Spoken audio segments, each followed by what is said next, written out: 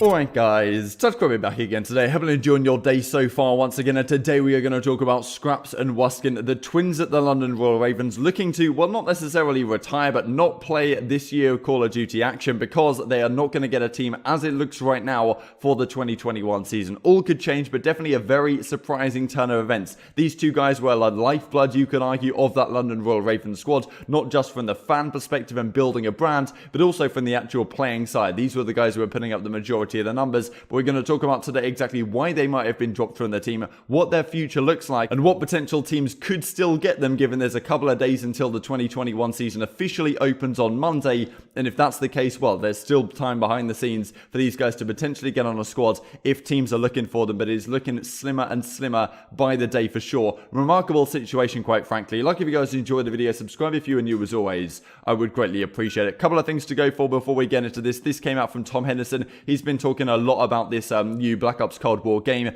What he does talk about is there's one coming in terms of a ranked mode, so he doesn't know any more than that, but certainly a ranked mode in the works behind the scenes at the Treyarch studio. Not a surprise at all, but just a nice bit of confirmation here really that we are having a ranked mode in the works given what we had to deal with throughout the Modern Warfare season. And speaking of Modern Warfare, here is a time to kill comparison I believe we talked about yesterday. Said about the Cold War Alpha being significantly closer to Black Ops 4 than it was to Modern Warfare. It should be a good thing for competitive play. Few people were pointing out the headshot multiplier though having an impact here. The 1.4x headshot multiplier means that this can be lowered down quite significantly in certain situations, as Exclusive Ace was saying. However, that may be adjusted for competitive play. I believe we've seen in the past that the headshot multiplier has actually been removed or significantly reduced in competitive play. Maybe that was in Black Ops 4, so not exactly sure what's going on there, but Exclusive Ace does talk about this as well. The fact that, the headshot multiplier is in Cold War due to the flinch, but it turns out there is little to no flinch when shot at as far as I can tell. This is a great thing as well. The flinch really is anti-competitive in a sense, given that when you get shot,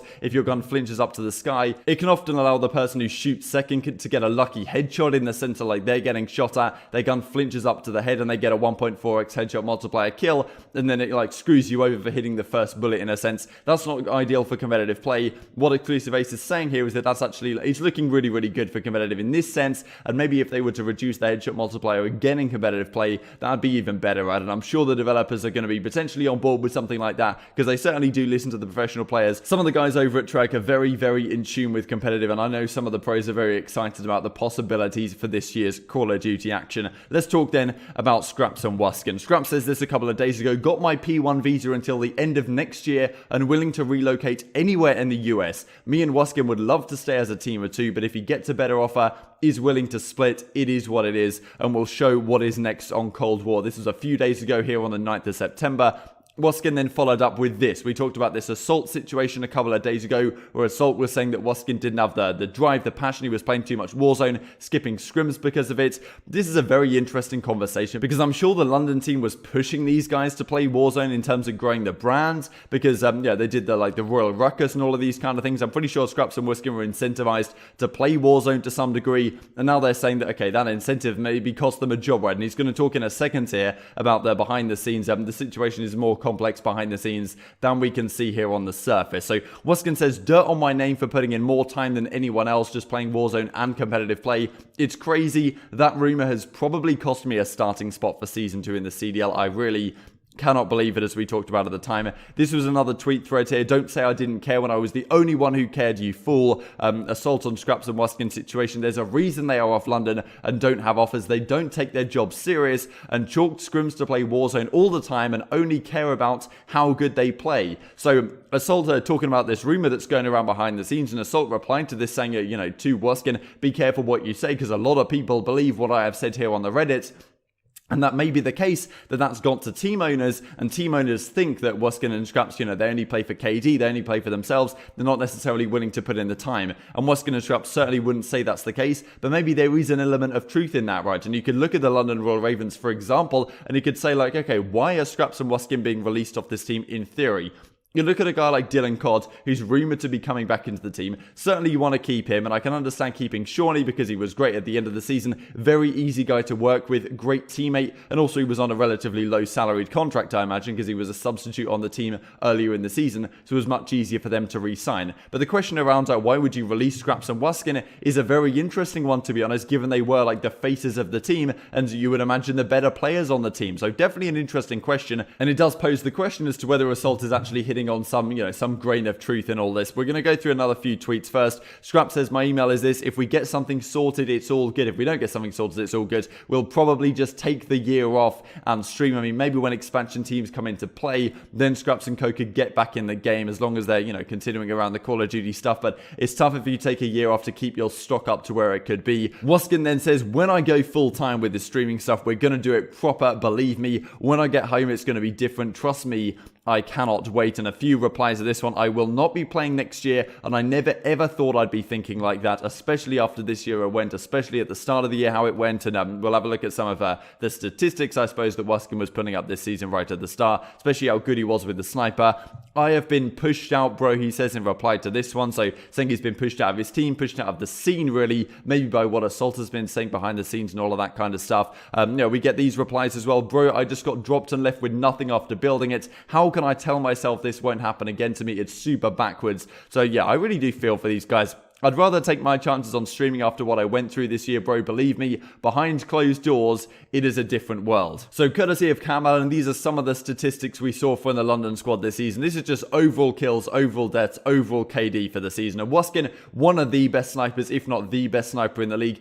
A very solid AR the entire season long, to be honest. He had a 1.2. Skrapz had a 1.02, playing very different roles throughout the season. But these two guys were the main powerhouse slayers on the squad. So the question is, why would they possibly be released? Right? Are they difficult to work with for teams behind the scenes? Did the coaching staff think that, these guys are difficult to get along with, or whatever, right? It really is an interesting question, because they're looking to get Alex potentially in for the Minnesota Rocker.